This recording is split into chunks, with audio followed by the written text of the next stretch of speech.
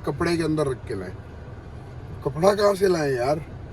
मतलब कोरियर वाले भी अपना काम भी दूसरों आवाम के ऊपर थोप दे यार। मैं तो कहता हूँ कि पूरे कराची के रोड जो है ना वो ऐसे हो जाए। Hello everyone, this is Zaheer Aman. आप देख रहे हैं मेरा व्लॉग ज़बी व्लॉग। भाई आप लोग देख के परेशान हो रहे होगा कि मैंने इस वक्त मास्क लगाया हुआ है और अभी सोकर उठा हूँ। तबीयत शदीद ख़राब है। तकरीबन 2 दिन हो गए। नज़ला ज़ुकाम, नज़ला तो खैर आज शुरू हुआ है लेकिन कंजेशन हो रही है 2 दिन से शदीद वाली। सीना जो है ना वो बिल्कुल सबने जकड़ा हुआ है। परसों तक तो मैं मेडिसिन वगैरह लेता रहा हूँ लेकिन वो ठीक नहीं होने का नाम ले रहा था। और शुरू भी सहरी में हुआ था, पूरा रोज़ा मैंने ऐसे ही निकाला। फिर कल का दिन जो है वो शदीद तकलीफ़ बढ़ गई जिसकी वजह से जो है ना रोज़ा भी छोड़ना पड़ा, क्योंकि अस्थमा का इशू हो जाए तो न्यूबलाइज वगैरह करना पड़ता है। बहरहाल कल ये कि इन शॉर्ट मैंने कल जाके फिर डॉक्टर को दिखाया, उन्होंने ड्रिप लगाई जिसको आईवी कहते। बेसिकली वो आईवी लगी मुझे, तो उससे मुझे थोड़ा आराम था। लेकिन अभी दोबारा सोकर उठा तो दोबारा तकलीफ़ जो है ना बढ़ गई है। तो अभी ज़ोहर की नमाज़ पढ़ी है, तकरीबन 2:15 हो रहे और मुझे जाना है पहले पोस्ट ऑफिस, वहाँ पे कुछ पार्सल्स करने। उसके बाद हम जाएंगे डॉक्टर के पास ड्रिप लगवाने। तो आज के व्लॉग में मेरे साथ रहिएगा। जो लोग नए काइंडली चैनल को सब्सक्राइब कर लें, वीडियो को शेयर कर दें और कमेंट्स में ज़रूर अपनी राय किया करें। मिलते हैं नेक्स्ट सीज में। अच्छा, ये जो कंडीशन इस वक्त हुई हुई है ना मेरी, ये सिर्फ मेरी नहीं, बहुत सारे लोगों की कराची में रहते हुए हो रही होगी। कि कराची, मैंने पहले भी एक वीडियो बनाई थी कि worst city to live in. उसका रीज़न ये है कि डस्ट, गंदगी, कचरा, गर्दो गुबार, इतनी गंदी आबो हवा कराची की इतनी गंदी हो चुकी है कि आपका रहना बहुत मुश्किल हो गया। और बेसिकली मैं जिस एरिया में रह रहा हूँ वहाँ पे गैस की लाइन्स डल रही है हर जगह और बेतहाशा पूरा इलाका गलियाँ तक खुदी हुई है गैस की लाइन की वजह से। कोई नए लाइन्स डाल रहे हैं, पता नहीं क्या कर रहे हैं। रमज़ान में ही इनको ऐसी तौफीक आई। अल्लाह ने कोई इतने महान प्लानर्स हमारे मुल्क में रखे हुए हैं कि वो बस सोचते और करते, उसके बाद का उनको नहीं पता होता क्या करना है। बस खोद दिया, डाल दिया, उसके बाद लेवल नहीं करना, रोड नहीं डालना, मट्टी उड़ती रहे, गर्दोगवार उड़ती रहे, गाड़ियाँ उसके ऊपर से गुजरती रहे, लोगों को उससे बीमारियाँ होती रहे। इनको परवाह ही नहीं है। इतने नॉन प्रोफेशनल लोग हमारे ऊपर अल्लाह ताला ने, पता नहीं को हमारे गुनाहों का कोई सजा है कि हमारे ऊपर रख दिए, उनको ला के बिठा दिया है कि ये हमारे लिए ज़िंदगी इन्होंने अजाब कर दी है इस शहर में रहने के लिए। अल्लाह इनको तौफीक दे, हिदायत दे कि इस शहर को ये बना सके, शहर के लोगों को सुकून दे सके। वरना तो इस तरह की बीमारियां, इस तरह congestion, cough day by day छोटे से लेके बड़ों तक में फैल रही है। और कराची इस वक्त तकरीबन, कराची सुनने में ये आता है कि खुदा वही है। न जाने कौन सी प्लान, न जाने कौन सी हिकमत अमलियाँ ऐसी हैं जो ये करते हैं और इतना लोगों को इन्होंने अजियत में डाला हुआ है। अल्लाह ताला इनको भी जो है ना हिदायत दे, वरना फिर हमारी जैसी अजियत इनको भी दी। हम तो यही दुआ करते हैं। अरसा हो गया इस तरह की तकलीफ़ें बर्दाश्त करते हुए, जुल्म होते हुए। बहरहाल कुछ कह नहीं सकते। चलते आज की रूटीन पे।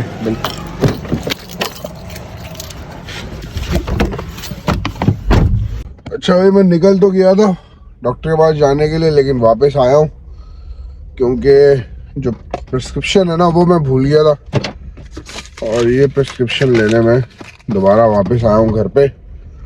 सो अब है वही सीन, ये कि हम जा रहे हैं डॉक्टर के पास। और दूसरा ये कि गर्मी बहुत है यार कराची में। आज 2-3 दिन से गर्मी ने जो है अच्छी खासी एंट्री मार दी है और मौसम भी चेंज हो गया है काफ़ी, जिसकी वजह से काफ़ी बीमारियां जो है ना वो फैल गई है। ये देखिए भाई, ये पाइप पड़े हुए हैं और ये सामने जो है भाई ये ईंटें पड़ी हुई और पीछे भी आपको नज़र आ रहा होगा पाइप पड़े हुए। ये मैं बात कर रहा था कि गैस का जो काम हो रहा है ना पूरे इलाके में। ये देखिए साइडें सारी खुदी हुई है, यहाँ आगे तक जाएंगे। इसी तरह पीछे की गलियों में भी भाई खुदाई हुई हुई है और उस खुदाई की वजह से जो है ना भाई पूरा इलाका जो है इस वक्त मट्टी मट्टी हुआ हुआ है। ये देखें, ये चेक करें, ये साइडें खुदी हुई। तो ये कंडीशन है भाई सब पूरे इलाके की, मट्टी मट्टी कर दो और जिसकी वजह से जो है ना ये तबीयत खराब हो रही है। और तबीयत खराब होने का नुस्खा एक अलग है, 3-4 हज़ार रुपये 5,000 रुपये का नुस्खा आपका अलग लगता है। अगर आप इंजेक्शन ड्रिप वगैरह लगवा लें और टैबलेट सिरप ले लें तो ये 4-5 हज़ार का नुस्खा अलग है आपका। अच्छा भाई कुछ ये सामान था और एक बैग ये जो है ये है, ये मैं लेकर आया था पोस्ट ऑफिस, लेकिन ये कह रहे हैं कि भाई आप पैक करके लाए। पैक से मुराद है कि कपड़े के अंदर रख के लाए। कपड़ा कहाँ से लाए यार? मतलब कोरियर वाले भी अपना काम भी दूसरों आवाम के ऊपर थोप दे कि आप पैक करके लाए, कपड़े के अंदर पैक हो, ये हो वो हो, नक्शे ड्रामे। अबे यार दुनिया कहाँ से कहाँ चली गई, ये अभी तक कपड़ों में पार्सल पैक करा रहे, समझ से बाहर है अल्लाह की कसम यार। अच्छा भाई तकरीबन टाइम हो गया 4, घर से निकला था भाईजान मैं कोई आई थिंक 2:15-2:30 बजे और कोरियर जाने के लिए। और जब कोरियर पहुंचा तो पता चला 20 मिनट खड़े होने के बाद, क्योंकि जिस विंडो पे भाई खड़ा हुआ था उस विंडो पे एक ही भाई थे और वो 5-6 कस्टमर एक साथ थे, उनको निपटा रहे थे। गवर्नमेंट इदारा है तो माशाल्लाह गवर्नमेंट के तरीके से कार से चलता है। तो भाईजान बात ये है कि मैं जब पहुंचा तो पता चला कि भाई 20 मिनट बाद कि भाई आपको पैक करके लाना पड़ेगा। हमारा तो यही दिमाग था कि भाई हम कोरियर में देते हैं तो वो चीज़ें पैक हुई भी होती हैं या पैक करते हैं वो लोग और फिर हम लिख के दे देते हैं। लेकिन उन्होंने कहा नहीं भाई आप लेकर आए, तो मैंने कहा मैं कॉटन में रख के ले आऊँ। उन्होंने कहा नहीं कार्टन में भी आप रख के लाएंगे ना भाईजान तो इसके ऊपर आपको कपड़ा चढ़ाना पड़ेगा। अच्छा मुझे जहाँ तक पता है जो मेरे पास पार्सल अक्सर आते हैं वो ऐसे ही होते हैं कि कार्टन जो है ना वो ज़रूरत नहीं होती, वो कपड़ा जो है कोरियर करके देता है। तो ये पहली दफ़ा ऐसा इंसिडेंट हुआ कि उन्होंने कहा नहीं भाई आप कपड़ा जो है ना वो घर से करवा के लाएँ, पैक करें। फिर मैं घर पर आया, मैंने घर वालों को बोला भाई कपड़ा ढूंढा, फिर कार्टन लेने के लिए मैं एक बेकरी पे गया अकरम भाई के पास, वहाँ से बेकरी से मैंने कार्टन लिया। कार्टन ला के फिर उसको कपड़े कार्टन में डाल के फिर कपड़े में पैक करके उसके बाद उसकी सिलाई विलाई करके मुरम्मत करके उसको अब मैं लेके जा रहा हूँ भाईजान पोस्ट ऑफिस। तो बड़ा शर्म का मुकाम है कि आपके इतने से काम के लिए इतना आपका बिगड़ा हुआ सिस्टम है आपके मुल्क का कि आपके 2 घंटे ज़ाया हो जाए, 1.5 से 2 घंटे तकरीबन मेरे ज़ाया हो गए। मेरी तबीयत ख़राब है, मुझे एक तो नेबुलाइज भी करा रहा था प्लस ड्रिप लगवानी थी और तबीयत ख़राब, रोज़ा रखा हुआ है। तो भाई बस इस तकलीफ़ में, इस परेशानी में ज़िंदगी गुजर रही है शहर में। और हमारे जो भी इदारे हैं, गवर्नमेंट के जितने भी इदारे हैं, इन लोगों ने आवाम के लिए सहूलियात तो कभी रखी ही नहीं है, हमेशा आवाम को तकलीफ़ ही दी है। तो बस भाई तकलीफ़ उठा रहे हैं। तो आप लोगों के लिए एक लेसन ये है, आप लोगों को इस वीडियो से ये पता चल जाएगा कि भाई जब भी आप लोगों ने पोस्ट ऑफिस जाना है, अच्छा पोस्ट ऑफिस क्यों गया हूँ ये बताइए तो TCS वगैरह और बाकी जितनी भी प्राइवेट फ्रेंचाइजीज है वो इतनी कॉस्टली हो गई हैं कि वो हर बंदे की रेंज में नहीं है। भेज सकता था मैं लेकिन बात ये है कि हमने कहा यार पोस्ट ऑफिस करके गरीब है तो यहीं से भेजते।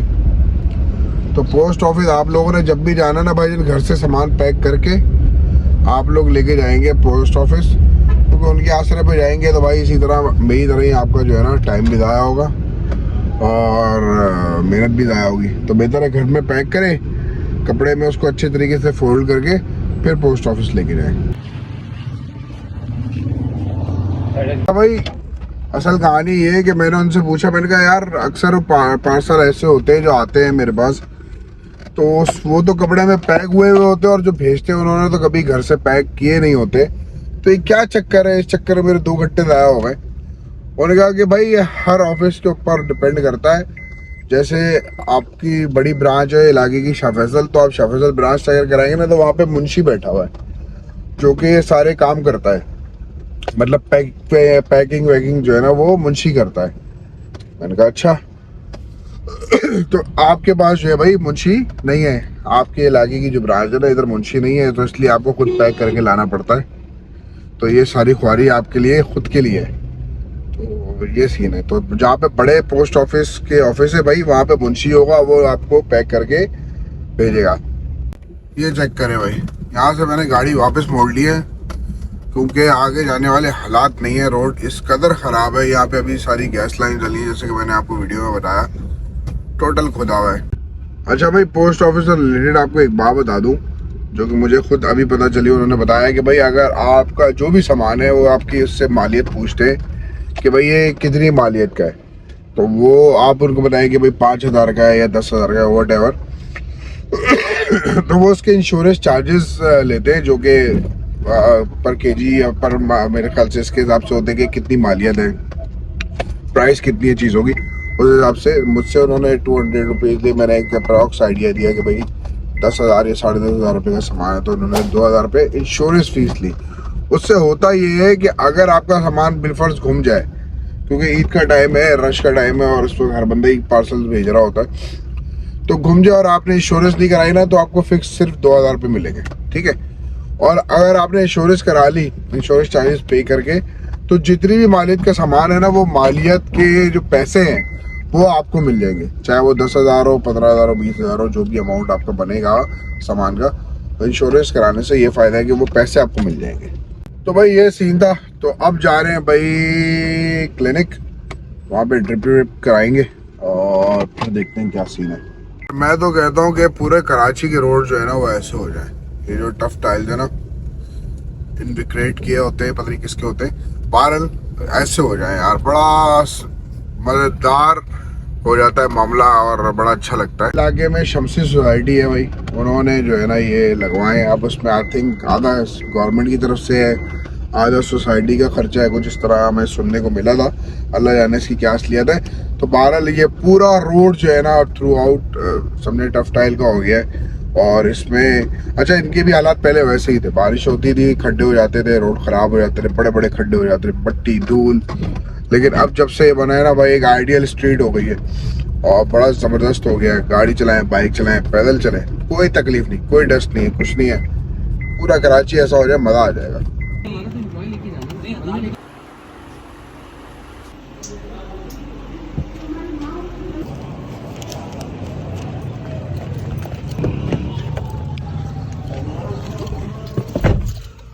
चले भाई, कोरियर भी हो गया है और ड्रिप भी लग गई है। अब टाइम हो गया भाई नमाज असर का, नमाज असर अदा करने चलते हैं। अच्छा भाई, पतंगबाजी का टाइम आ गया है, शाम हो गई है और ये देखिए भाई बॉयज जो है हमारे बराबर में। वलीद भाई, वलीद भाई हो जाए फिर एक मैच है। एक बात बताऊं, बताओ। इनका सारा मंजा चला गया, इन्होंने तोड़ा हुआ था, इनको याद नहीं रहा, इन्होंने ढील दी पूरी पतंग के साथ। नहीं यार, दोनों मांझे सद्दी रह गए। मांझा सारा चला गया। वलीद, ओ वलीद, मांझा गया सारा, कैसे टूट गई? भाई ये देखिए, ये भी सामने बॉयज खड़े हुए हैं सामने छत पे, और ये देखिए भाई विक्की की औलाद खड़ी हुई है सामने, ये खड़ी विक्की की औलाद हंस रही है। उधर वो देखिए ये वाले बॉयज उड़ा रहे, उधर फैदी भाई उड़ा रहे, पीछे भाई पतंगे ही पतंगे उड़ रही हैं आज तो, वाह।